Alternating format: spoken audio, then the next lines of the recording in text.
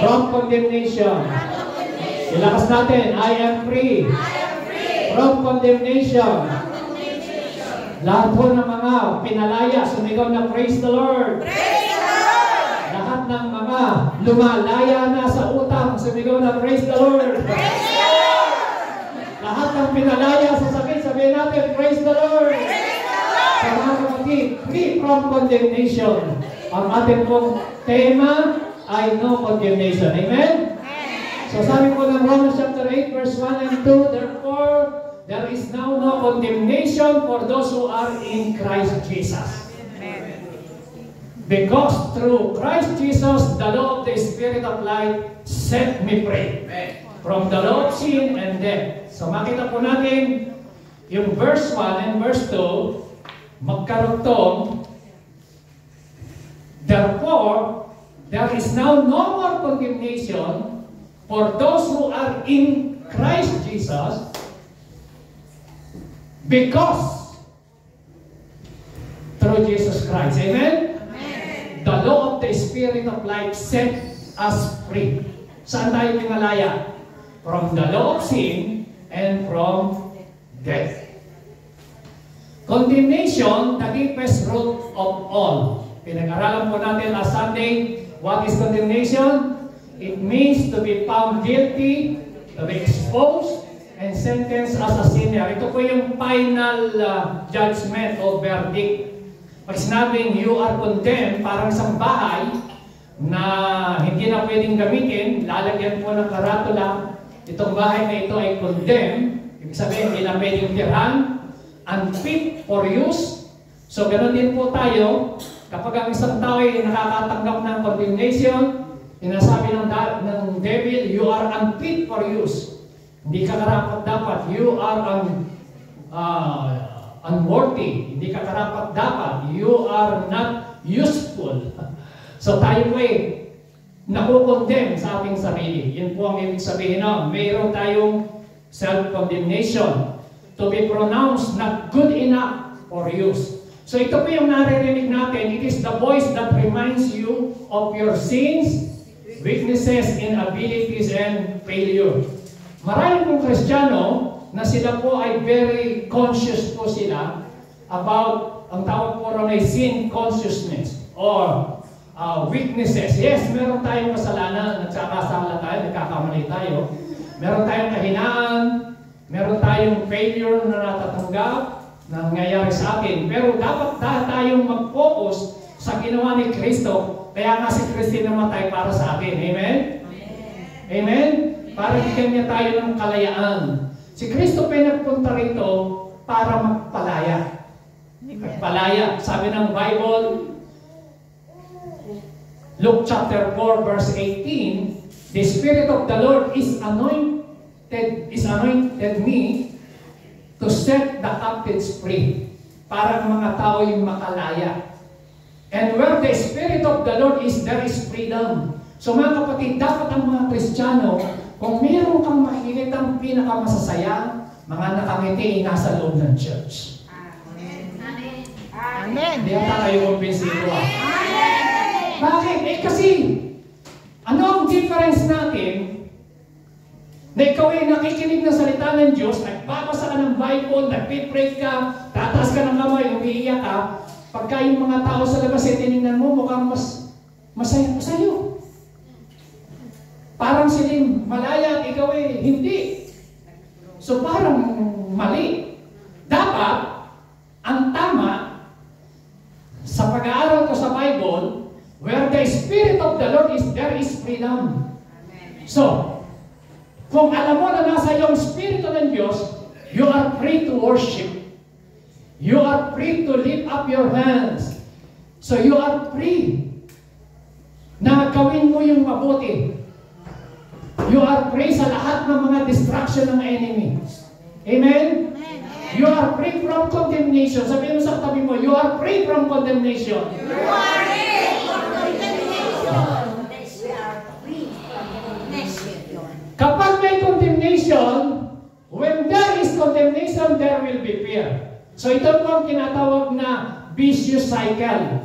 Kaya ko po ito tinuturo kasi marami po tayong experience sa buhay natin, maaari, itong nakaraang 1 week na yan, umuwi tayo after preaching, na-encounter niyo si Mr. Condemnation. Ha? Kaya kinakailangan pag-usapan natin may intindihin natin. So may tinatawag na vicious cycle. Babalik tayo, if there is condemnation, ang susunod, there will be fear. Pag may fear, may stress, then after that, manifestation of the curse. So what is the manifestation of the curse? Poverty, sickness, and death. Pero ang sabi ng Bible, we are redeemed from the curse of the law. Tinubos na tayo ni Kristo. Pero bakit mayroong manifestation of the curse na nangyayari sa buhay natin? Because there is condemnation. The root cause. So kaya nga, dapat itong maintindihan natin. So mga kapatid, sabi ng John chapter 8 verse 1 to 3, ito po ay very familiar na scripture sa atin na lagi natin itong naikoko na pag-uusapan. Minsan pa natin basahin. Chapter 8 verse 1 to 3, tingnan natin yung moral lesson. Tinuro ni Kristo kung paano itong babae na ito na caught in the adultery na dinala ng mga Pariseo and teachers of the law kay Kristo, ay kung paano siya nakalaya sa condemnation. Okay? Are you ready for this? Amen. Verse 1. Jesus returned to the Mount of Olives, but early the next morning, he was back again at the temple. A crowd soon gathered and he sat down and taught them. So si Kristo, nagpunta po siya sa Mount Olive, tapos pumunta po siya sa templo, kaya rin doon, sinundan siya ng napakaraming tao. Ito naman hong mga Pariseo, pag sinabing Pariseo, sila po ay mga priests, teachers of the law. Alam nila yung Genesis, Exodus, Leviticus, Numbers, Deuteronomy. Expert sila sa kautusan. Ang tawag doon mga Pharisees, mga pare. No? Pariseo, sabi natin Pariseo. Okay. As he was speaking, ito si Kristo, habang siya nagpipreach, the teachers of religious law and the Pharisees brought a woman who had been caught in the act of adultery. They put her in front of the crowd. Imagine, si Kristo nangangaral ng salita ng Diyos, ito yung mga Pariseo, bit-bit yung babae, inilagay sa harap ni Jesus. Ay napakaraming tao. Kung baga crowd, pag sinabi kong crowd, at least 1,000 yan, ha? Tao na nakikinig sa kanya. So lahat ay nag-observe, lahat ay nakatingin sa Panginoon, nakatingin. Ano kaya gagawin ng Panginoon? Ito ang teachers ng mga religious law, mga Pariseo. Itong babae na ito. So, sino yung mga Pariseo? Tingnan niyo po. Teachers, they said to Jesus, this woman was caught in the act of adultery. The law of Moses says, to stone her, what do you say? Ito po ang kaso. Are you with me? Amen. Si Jesus Christ, mga Pariseo, dinala si Mary Magdalene, sabi ng mga Pariseo, sumisigaw, nasusulat sa batas ni Moises, kapag ka nahuli sa pangangalan niya, kailangan stone to death. Yun talaga po ay nasa batas ni Moises, stone to death. Kapag kahog yun ang kasalanan. So sa Bible po, pag binasa niyo sa Old Testament, ang stone to death na mahigpit ay dalawang bagay. Una, yung caught in the adultery. Pangalawa, yung pagre-rebelde sa magulang. That is stone to death. Sa batas. Dalawa yan na mabigat na kaso. Okay, ngayon, ang sabi po ng verse 5, the law of Moses, kailangan siya ipatuhin. So itong si Jesus Christ, kapag ka sinabi niyang, batuhin niyo, ibig sabihin, ay makakakita ng butas o ground yung mga Pariseo para ho siya husgahan si Kristo. Sabihin, mali yun eh. Dahil sumang-ayon siya. So ngayon, pag sinabi niyang huwag niyong batuhin, sumasalungat naman siya sa kautosan ni Moises. So mahirap yung kalagayan ni Kristo. Verse 6, ito. They were trying to trap him kasi gusto nilang i-trap si Kristo. Pero ito ang question ko. na andito yung babae, but where is the guy? Bakit yung babae lang ang hinaharap? Pero nasan yung lalaki na dapat yung batuin sana? So, sangayon sa mga pag-aaral, itong si Mary Magdalene, actually, maaring hindi naman talaga eksaktong nahuli. Gusto lang itong gamitin para i-trap si Jesus. O kaya alam nila na itong babae na ito ay may ganung past sin o background, kinuha lang nila para i-trap si Jesus. Kasi where is the guy? Wala kang mababasa sa Bible. Kung nahuli yun, pati lalaki, hinuli sana. Amen. Amen. Nako niyo ba? So kaya ho, sa pag-aaral ko, sa pag-research ko, nakita ko, sa ayon sa mga Bible scholar, posible na itong si Mary ay hindi naman talaga actually nahuli. Kaya lang, meron siyang ganung background at kasalanan na ginagawa. So, kinuha lang siya to trap si Jesus Christ para i-trap siya. Kasi wala silang makitang butas kay Kristo para hulihin si Kristo. That mean. So, they were trying to trap him into saying something. So, they could use against him, but Jesus stopped down and wrote in the dust with his finger. Tingnan niyo po. Verse 7. They kept demanding an answer. He stood up again and said, all right. Ito ang sagot ni Kristo. But let the one who has never sinned throw the first stone. Hindi sinabi ni Kristo, o sige, patayin niyo na dahil nasusulat sa batas. Amen? Amen. Nakuha niyo po? Amen. Hindi sinabi ni Kristo, sige, dahil naman yan eh, totohanan nasa batas, patuhin niyo na. Pero ang sabi ni Kristo, eto, kung sino sa inyong walang kasalanan, mauna ng bumato. Imagine, tingnan niyo po yung Pariseo, yung mga tao, lahat ng attention, yung camera nakapokus sa adulterer kay Mary. Pero binaliktad ni Kristo. Ano ginawa niya? Ang tingnan niyo yung sarili niyo. Kung sino sa inyo walang kasalanan, maunang bumato. Hindi nagkaliglag ang bato ng mga Pariseo isa-isa.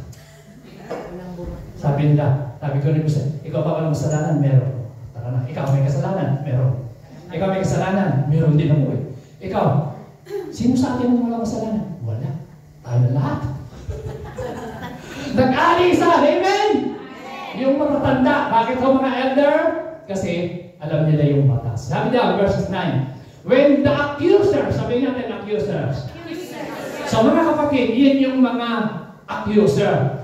Yan ito tinatawag na condemnation. Accusers of the brethren, of the brothers and sisters. Sila yung mga nag-accuse. At marami po sa church ngayon na mga modern Pharisees, religious Christian, born again, quote and quote, na sila yung mga accusers. Huwag yung katabi mo tingnan, hindi yan yun. Pero marami. Marami na mga accusers na modern Pharisees. Bakit? Sino yung mga Pharisees? Yung nakakalim ng Bible, nagbabasa ng Bible. Ang tingin nila sa sarili nila, mas banal, mas matuwid, tapos pag itong tayo may pagkakamali, gustong i-judge at i-condemn. So kaya sabi ng Bible, when the accusers heard this, they slip away one by one. Ito na, isa-isa, alisan. Beginning with the oldest. Matatanda. Until only Jesus.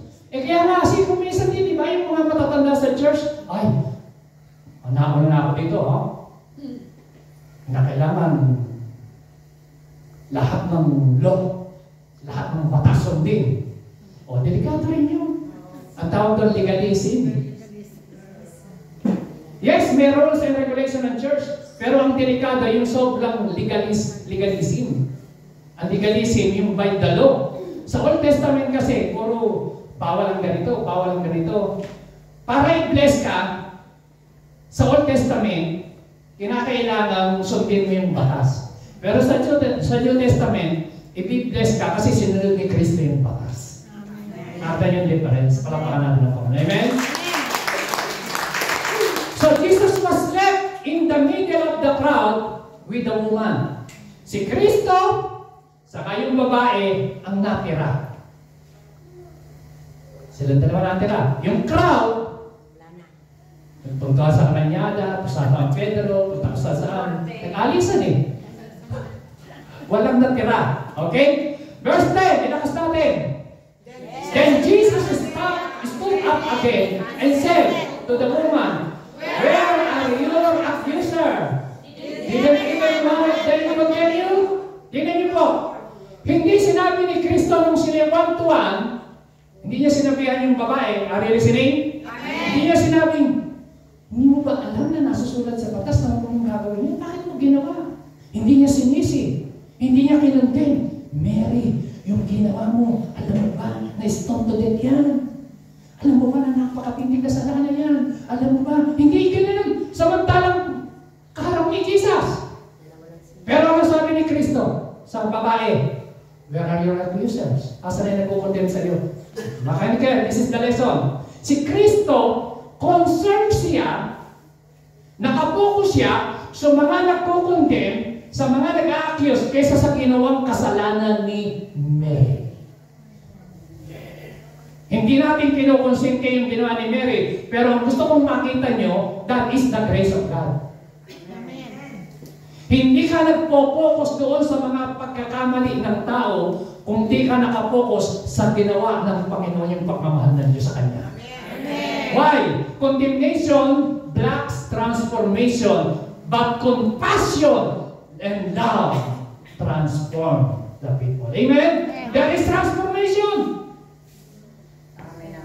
So, tingnan niyo po, very clear, si Jesus kasabi niya, "Where are your accusers?" Nasaan yung mga nag-accuse? Sabi ni Mary, umalis na po. Eh, yung mga nagko-contempt sa'yo, nasa na? Wala na pong natira kahit isa. O ano sabi ni Kristo? Ako rin.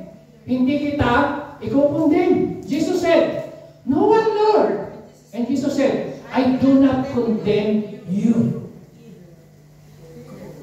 Sabi mo sa katabi mo, Jesus did not condemn you. Sabihin niyo sa Kanya, face to face. Sa Tagalog, si Jesus, hindi ka kinukondena. So ngayon, sino nagko-condemn?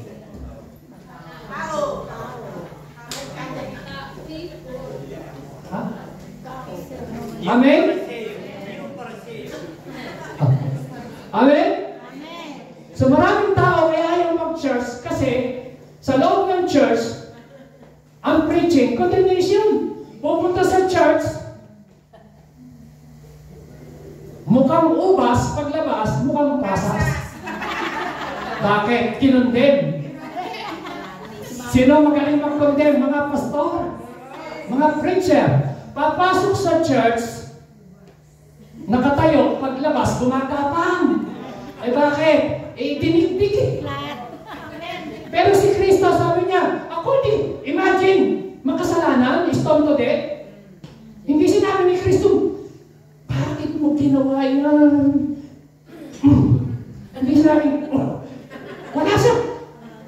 Nakita niyo yung prodigal son? Dito tayong lahat ng mga maling, sa maling pamumuhay, yung kanyang kayamanan na pinarte. Aba yung tatay, malayo pa lang, nakatingin, niyakap. At ano may ginawa? Yung pinakamatabang kuya, ilabas, let's celebrate. Amen? Kaya dapat sa church, sa tuwing merong bumabalik, let's celebrate! Amen! O yan, namiss ko sa teka nung last Sunday, wala. Nagdokek.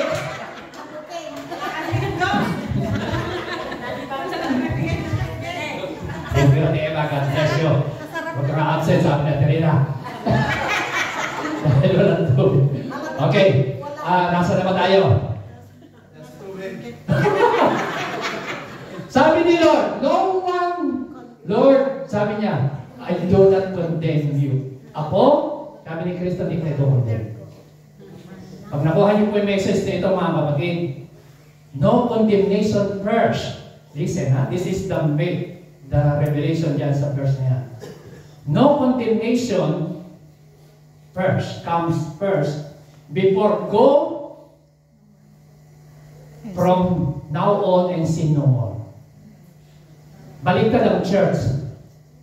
No sin no more, and I will not condemn you. Pero kay Kristo, di mo na kita i-condemn. Tapos niyan, matatanggap mo yung power to go sin no more. Nakanyugay ko sabihin. Pero ang church ngayon, reverse. Ang law, go and sin no more. Pag di ka na nagkakasala, welcome ka sa church. Pag wala kang pagkakamali, welcome ka sa church. Pag perfect ka na, welcome ka sa church. Pero kung makasalanan ka, naku, hindi ka pwede kasi kami mga banal.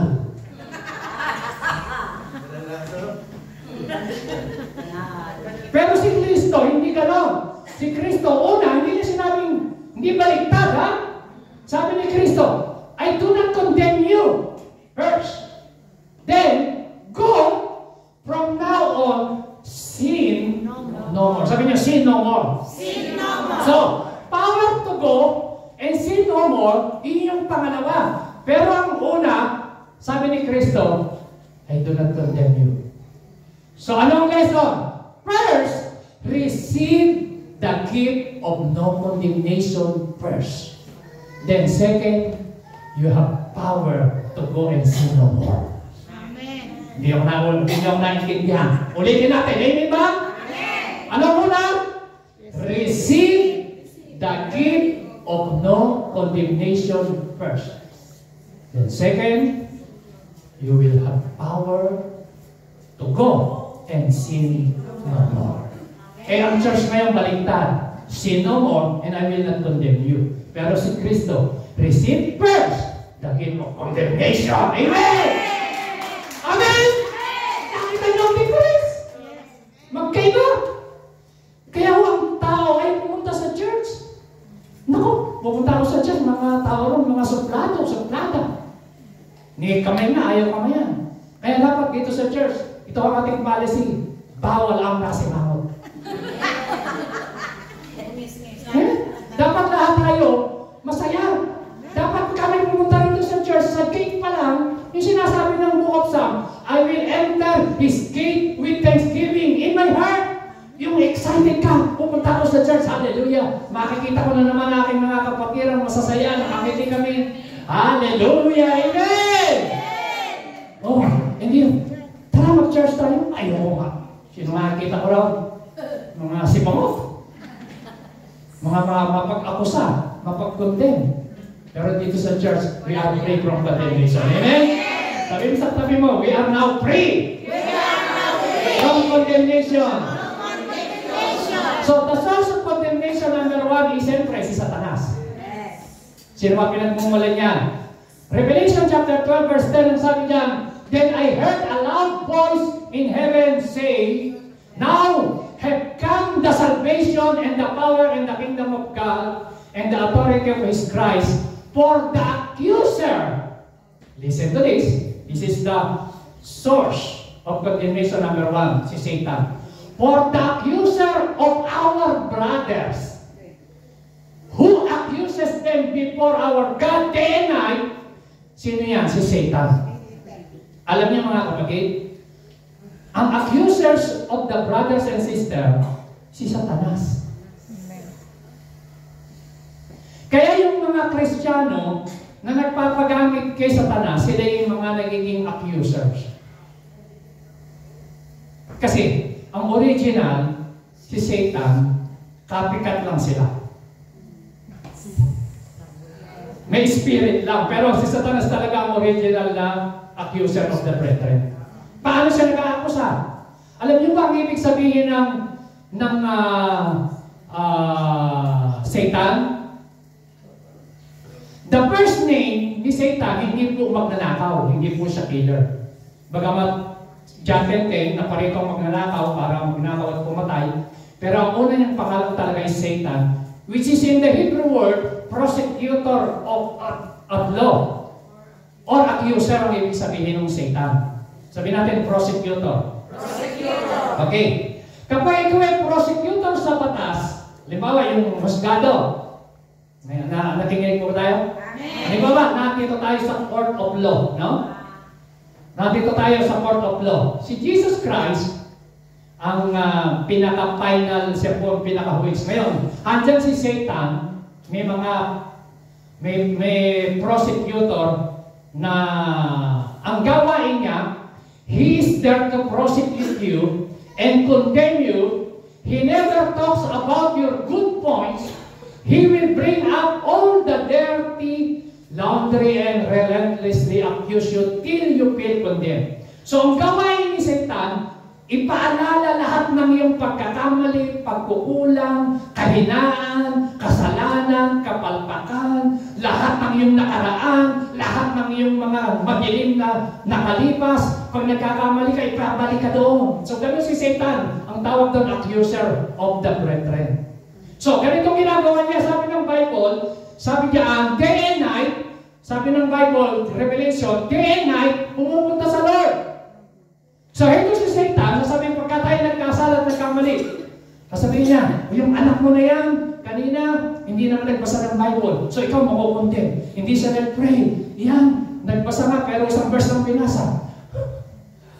Sasabihin, hindi ka natataba, hindi ka napapayat, hindi ka na magbabago, hindi ka na titino, hindi ka na... Sasabihin ni Satan, ikaw, hindi ka na magagamit ni Lord. Itong kahinaan mo, hindi ka nagkagaling. So si Satan po ang number 1 accuser. Lahat ng negatibo, prosecutor yan eh. Tayo naman, tingnan niyo po nangyayari. Kaya alam niyo po yung mga nagsusuicide. Sa katutang na accusation ng kaaway, condemnation, maya-maya, naghahanap na ng lubid. Maya-maya, ibig na tumalon sa building. Bakit? Sobrang accusation and condemnation. Tinanggap nila sa isip nila.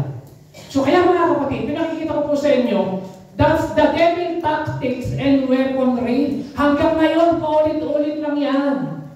Kaya dapat nating maintindihan, kapag nakalaya tayo sa condemnation, mga kapatid, maraming sakit ang kakaling. Amen? Pag nakalaya tayo sa condemnation, maraming Kristiyano magiging masaya, gagamitin ng Panginoon at magtatagumpay siya sa kanyang pamumuhay pananampalataya. Amen? Makakalaya tayo sa maling pananaw, maling paniniwala. So, mga kapatid, dapat nating maintindihan yan na ang kaaway wala siyang ginagawa kundi ipaalala lahat ng ating mga kapalpakan. Lahat ng mga ganyan po ang prosecutor sa batas. Sabihin, itong tao na yan, yes, nagnakaw yan, nang-rape yan, ganito ginawa niya. So, siya nga ay prosecutor. So, mga kapatid, ganyan po ang kaaway.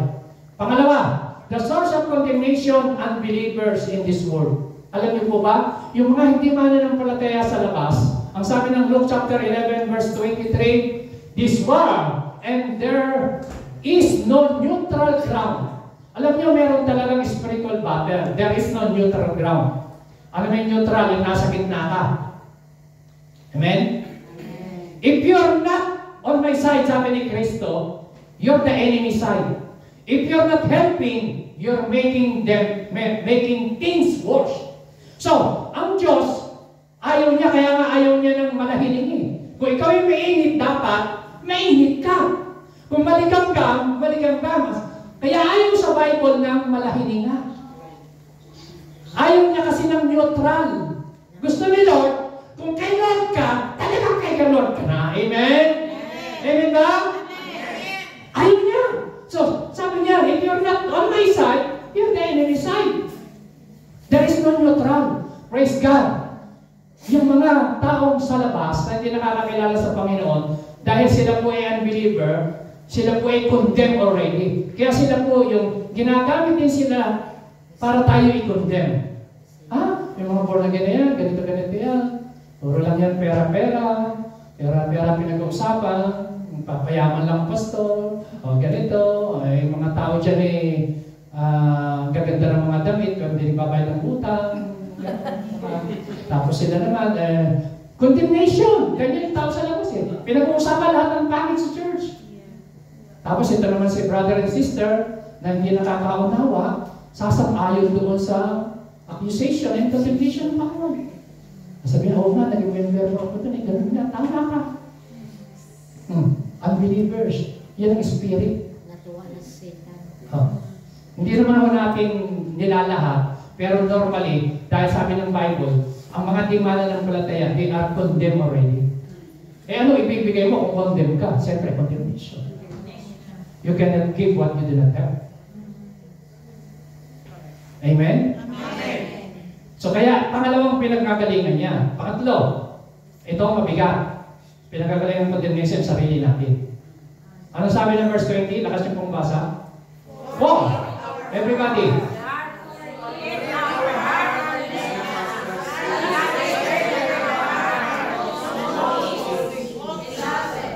Beloved, in our heart that condemn us, we have confidence. Tingnan niyo mga kapatid.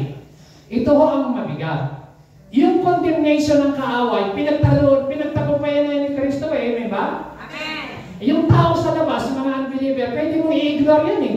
I don't care sa sinasabi ng tao sa labas. I don't care, ang importante, basta ako, kilala ko ang sarili ko, tamang ginagawa ko, wala akong pakialam ng sasabihin ng tao sa labas. Pero itong mabigat, yung condemnation na galing sa sarili mo. Ang kalaban mo ay nasa loob mo.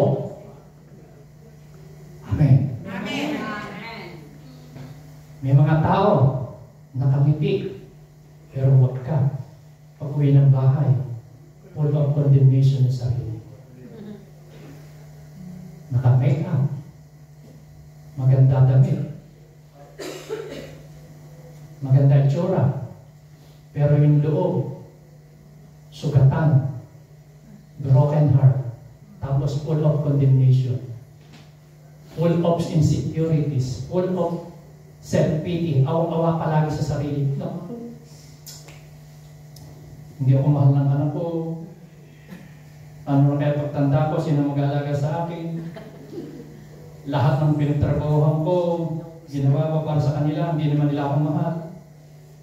So, full of condemnation. Kasi ang karugtong ng condemnation, self-pity. Alam niyo po ba, mga kayo mga kapatid, no one can defeat you unless your self-pity attitude. Pag meron kang self-pity, buti pa sila, ganda ng buhay nila, pero ako, ba't gano'n, tagal-tagal ko na. So nakakawa ka sa sarili mo, hindi mo alam yan, self-condemnation yan. Kinukundin mo palagi yung sarili mo. Pagharap mo na sa lamin hindi ka na papayat. So mga kapatid, kahit hindi ka pumayat at mahal ka ng Panginoon, amen? Huwag mo i-condemn yung sarili mo.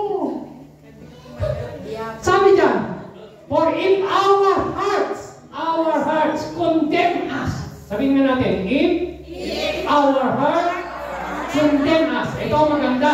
Magkapatid. Powerful. God is greater than our hearts. Ibig sabihin ganito.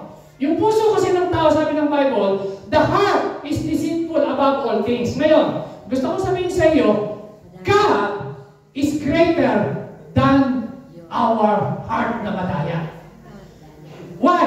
God knows all things. Ibig sabihin, alam ni Lord yung nakaraan mo, alam ni Lord kung ikaw ay nangihina, alam ni Lord kung ikaw ay umiiyak sa prayer, alam ni Lord na kung ikaw ay nadadaw, alam ni Lord na yung mga painful pinagdadaanan, alam ni Lord, God knows everything. Sabi mo, God knows all things. God knows all things. Sabi mo sa katabi mo, alam ng Diyos. Lahat sa buhay mo. Naniniwala mo kayo lang? Ngayon, kung alam ng Diyos ang lahat sa buhay mo, magtiwala tayo sa Panginoon. Alam niya kung kailan mapapapalain, alam niya kung kailan tayo i-promote, alam niya kung ano yung magandang araw sa iyo, alam niya kung ano yung makakaputi sa iyo, alam niya kung ano yung makakasama sa iyo, alam niya kung paano kayo i-bless. Lahat ng bagay, yung favor ni Lord, may timing yan. Amen? Sabi niyo, God knows all things. God knows all things. Because He is all-knowing, He is omnipresent, and He is omnipotent God. So, kung alam ni Lord, ang kailangan lang natin pagtiwalaan natin ang Panginoon. Amen. Hanap pala tayo sa Kanya. Kasi alam naman niya eh. Alam niya, dahil kami nagpipray na gusto ko na magkaasawa. Alam niya yun, Lord. Pero huwag kang magmadali, kasi baka ka mapahama. Huwag kang maniwala sa mga Facebook. Maraming mga scammer ngayon. Kaya nga, ang trabaho ng Pogo sa Pilipinas, puro scammer. Imagine, daan-daan mga computer hanggang ngayon. Mga Chinese, mga katrabaho ron, ang pinag-uusapan nila kung paano magdaya at manloko ng tao, pang mag-scam. So mga kapatid, ngayon, pag may nangyari sa iyo, napalpa ka, ang kasunod niyan, condemnation. Kukondem mo sarili mo, Lord. Pag ganito buhay ko, mabait naman ako, nagbibigay naman ako, nagtatayos naman ako, nag-charge naman ako. Tapos sabi ni Satanas, ikukondem ka pa na ikukondem. Sige, mag-isip ka pa na negatibo. Sige ka. So ikaw naman, mamaya-maya, puba ka na. Sa halip na nakataas ang ulo mo pagpunta sa church, maya, kumusta ka na, sister? Eto. Ano nangyari sa iyo? Problema ko. Alam niyo, hindi pinangako ng Bible na mawawala ang iyong problema. Pero ang sinabi ng Bible, no more condemnation. May problema ka, pero magtatagumpay ka sa problema. Amen? Hindi sinabi ng Bible na walang trials. May trials ka, pero magtatagumpay ka sa trials. Why? Because you can do all things through Christ. He gives you strength. Ano sabi ng Bible? Greater is Jesus that is in you than Satan that's in the world. Dahil kasi makapangyarihan ng Diyos na nasa iyo. So magtatagumpay ka sa mga trials, problem, pag yun ang tinignan mo. Pero, mga kapatid, pag nakinig ka sa self-condemnation, huwag natin, alam nyo, kahit ako minsan, dumarating sa akin yun. Pero kami nga, nagsisharing ka ng Sabado, si Ate Lecky, si Joy, kami. Dumarating yun, yung condemnation. Kahit sa atin. Pero, hindi ako nagpo-focus doon. Nasabihin ng kaaway, yun ang mga tinuturuan mo, natutulog lang. Sabi ng kaaway, alam mo, dumarating sa akin yun. Ikaw, nagpupuyat ka, naghahanda ka ng sermon, hindi naman nila naiintindihan, uuwi. Sabi ko, no, naiintindihan nila. Amen? Amen. Tinatanggap nila ang salita ng Panginoon. Amen? Sabi natin, I am free. From condemnation. So, pinalaya na tayo. Ito ang maganda. Kaya nyo, minamahal. If our hearts does not condemn us, we have confidence toward God. Pagka wala kang condemnation, makakaharap ka sa Diyos, pupunta ka sa church, makakapagtaas ka ng kamay na wala kang guilt feeling. Amen? Hindi ka guilty. Hindi sabi ni Satanas, hindi ka nag-pray kanina, huwag ka na mag-church. Hindi ka nagpasa ng Bible, huwag ka naman nag-church. Nagpasa ka nga, hindi mo naman kinapos. Kanya si Satanas inuna mo pa yung ganito. So mga kapatid, huwag natin pakinggan ang lahat ng mga condemnation ng kaaway. Pagharap mo sa Diyos, we have confidence toward God. Alam mo natin ang Panginoon. Hallelujah. Amen. Self-condemnation, matindi yan. Huwag natin entertaining. So, pwede natin panampalatayanan, tinapos ni Kristo ang kaaway, ni Satan, ang mga unbelievers, pwede mo pansinin. Pero yung self, ang matinding kalaban natin, self. Sabi natin, self. Self. Self-pity. Kaya nga, ang tao mahilig sa self, di ba? Selfie. Puro self tayo ngayon, self. Alam niyo po ba, selfie generation ang panahon natin ngayon? Kasi, yan ang kalaban natin, self. Kaya, crucified yourself. Sabi ni Paul, I am crucified myself with Christ. So, yung sarili, pinapako sa krus yun. Pero, dapat mong paniwalaan, with Christ, no more condemnation. For those who are in Christ. But for those who are Jesus Christ, there is condemnation. But for those who are in Christ, no more condemnation. Dapat mong tandaan yan. Sabihin natin, I am in Christ. Sabihin natin, I am free. From condemnation. Palakpakan natin si Lord. Hallelujah. Another source of condemnation is the law. Batas. But do not think I will accuse you before the Father. Your accuser is Moises. Moises speak of the law. Yan po ang susunod na pinagkagalingan yung batas. Okay. Tandaan natin, number 1, Jesus came to save, not to condemn. Si Kristo na nagpunta rito, hindi para tayo condemn, para tayo i-save. Basahin natin, John 3:17-18. Sabay-sabay natin. Everybody, ilakas natin. Go. For God did not send His Son into the world to condemn the world, but to save the world through Him. Verse 18. Whoever believes in Him is not condemned. Past tense, ha? But whoever does not believe cease not believe in the name of God, one and only Son. Yan sinasabi ko. Yung mga hindi mananampalataya, they are condemned already. Pero ikaw na Kristiyano, mananampalataya ka, ang sabi ng Bible, yung verse 17, alam natin ay John 3:16, di po ba? Ano yung John 3:16? For God so loved the world that He gave His only begotten Son, that whoever believes in Him should not perish. Pero mga kapatid, yung John 3:16, dapat alam mo rin yung verse 17. Yung karugtong. Amen ba? Ano sinabi sa karugtong? God did not send His Son into the world to condemn the world, but to save the world through Him. Hindi nagpunta rito si Kristo para magkondena. Mga kapatid, wala kang mababasa sa Bible. Lahat ng mga na-encounter niyang mga sinner, kamukha ni Zacchaeus, si Mary Magdalene, yung makasalanang pinunasan ng pabango yung kanyang paa. So mga kapatid, wala kang mababasa sa Bible na si Kristo nag-condemn. So si Kristo nagpunta rito sa lupa to save, not to condemn. Palakpakan natin ang Panginoon. Amen! So, nagpunta rito si Kristo sa lupa to save us from the curse of the law. Nagpunta sila sa lupa to save tayo sa mga sakit at karamdaman. To save us from distraction, gawa ng kaaway, sakit, karamdaman, kahirapan. Yun ang dahilan kaya sila pa rito, not to condemn us. Amen? Pangalawa, Jesus condemned sin in the flesh. Romans 8:3, kaya niyo po sabi ng Bible, the law of Moses cannot do this because our selfish desire made the law weak. Sabi natin, but God set you free. Ilakas natin, but God set you free. When He sent His own Son to be like us, sinner, si Kristo, and to be sacrificed for our sin, God, sabi natin, God used Christ's body to condemn sin. Ginamit ng Panginoon yung katawan niya para lahat ng kasalanan natin mapunta sa Kanya. Nakita niyo po may verse niya?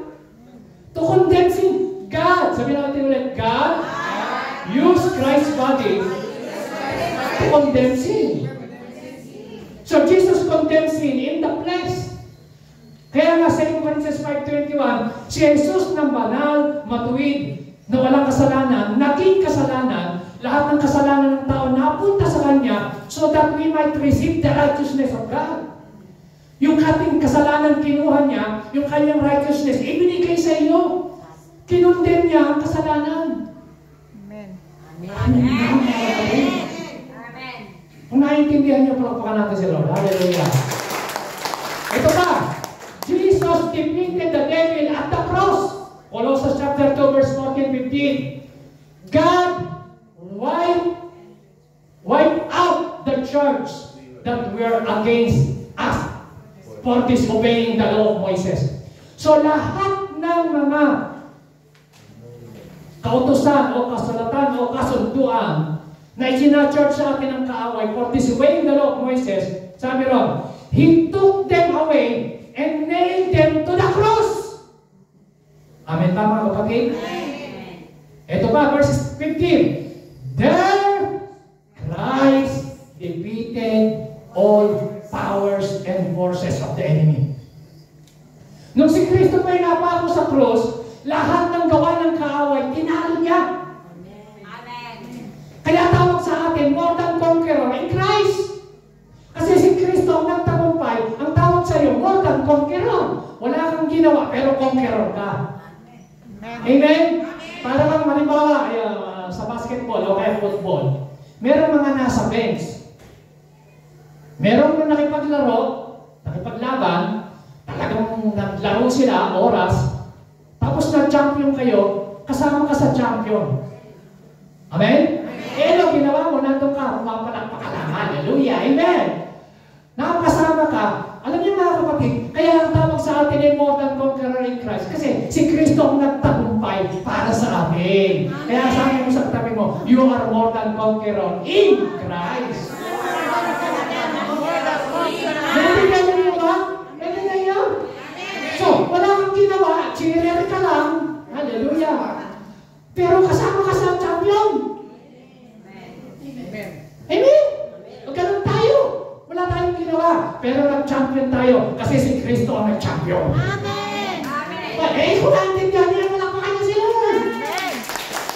Amen?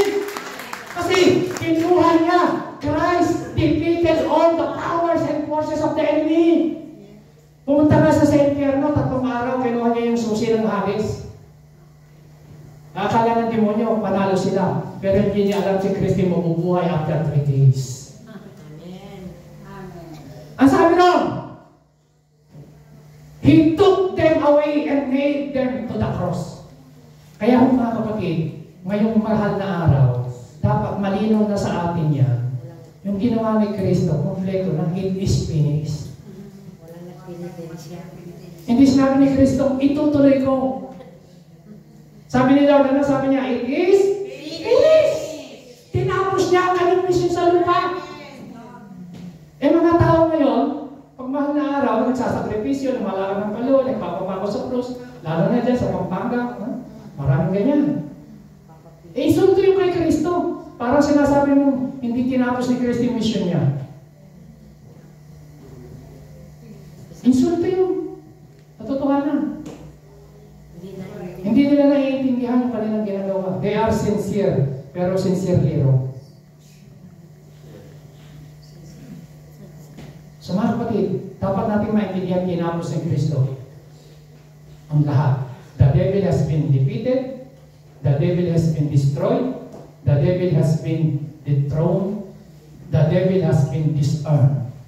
Nung si Kristo napako sa krus. Palakpakan natin ang Romans 8 verse 2. Anong sabi ng Bible? For the law of the Spirit of life in Christ, Jesus has set you free from the law of sin and death. Pinalaya na tayo sa batas ng kasalanan at kamatayan. Dahil kung kasalanan natin, tinubos tayo sa kasalanan. At si Kristo ay namatay para sa atin. Bigyan tayo ng buhay na walang hanggan. Amen? Ito ho ang matindi. It is God who justified, hindi si pastor. Tandaan niyo po yung verse na ito. Isulat niyo, i-post niyo, i-memorize niyo. Pag dumarating ang kaaway, alalahanin niyo yung verse na ito. Bakit? It is God who justified, hindi si pastor, hindi tao. Tandaan niyo po yan. Ito po. Who shall bring any church against God's elect? It is God who justifies. Sabi natin, it is God, who justifies. So, ang nag-justify sa atin, si Lord. Sa Tagalog, ang nagpawalang sala sa iyo, hindi si pastor, hindi si reverend, hindi si founder ng mga Kristiyano. Walang iba kundi si Lord. It is God who justifies. Kaya ang karugtong, who is to condemn? Sino magkukundina sa iyo? Ang Diyos ang nagpawalang sala sa iyo. O di si Kristo ang kausapin nila. Sa Lord sila magreklamo.